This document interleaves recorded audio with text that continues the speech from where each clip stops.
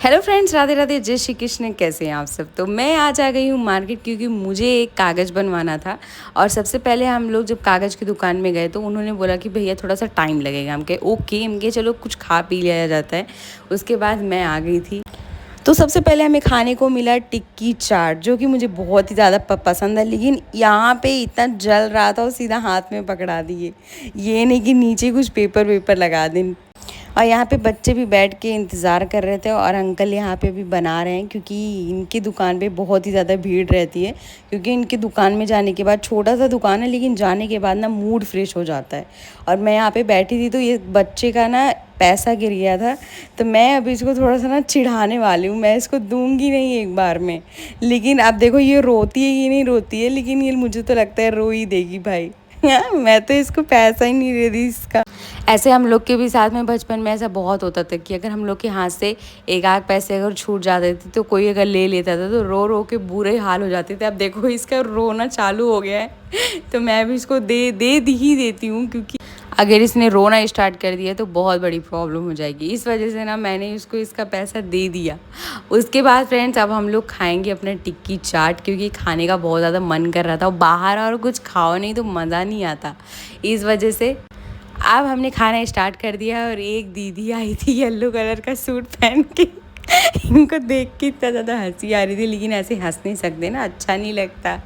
तो इस वजह से ना मेरे फेस का रिएक्शन बार बार चेंज ही हो रहा था। मुझे समझ में नहीं आ रहा था मैं क्या करूँ। और जहाँ पे टिक्की चाट को रखा था उधर ही बैठ गई। इतना गर्म था, एकदम पूरा गरम गरम लग रहा था।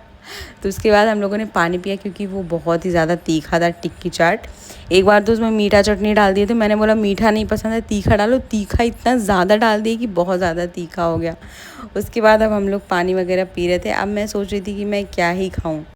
अब पेस्ट्री खाने का मन कर रहा था, लेकिन मैं क्या ही बताऊं, इनके यहाँ पे पेस्ट्री ख़त्म हो गया था।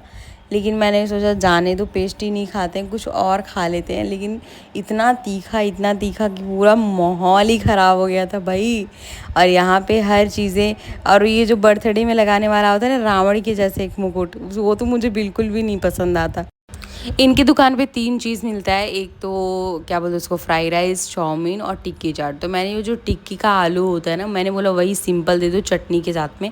ये खाने में ना बहुत ही ज़्यादा अच्छा लगा। लेकिन ये भी जल रहा था कि ये भी जल रहा था। एक तो तीखा खाया, ऊपर से जल्दी जल्दी खाया। अब लेकिन खाने में अच्छा लग रहा था, ऐसी बात नहीं है फ्रेंड्स। एक तो मेरे अंदर एक खासियत है कि मैं जहाँ बैठती हूँ वहाँ पे हा ही हू होता ही रहता है। मैं कभी चुप नहीं रह पाती। और अगर मैं किसी को देख लेती हूँ तब तो और भी हंसी आती है। यहाँ पे जितनी लोग दीदी लोग बैठी थी देख के हंसी आ रहा था, और सब लोग जा रही थी। और मेरे फेस का रिएक्शन बार बार चेंज ही होता रहता है फ्रेंड्स। आप लोग तो मेरे को अच्छे से जानते हो।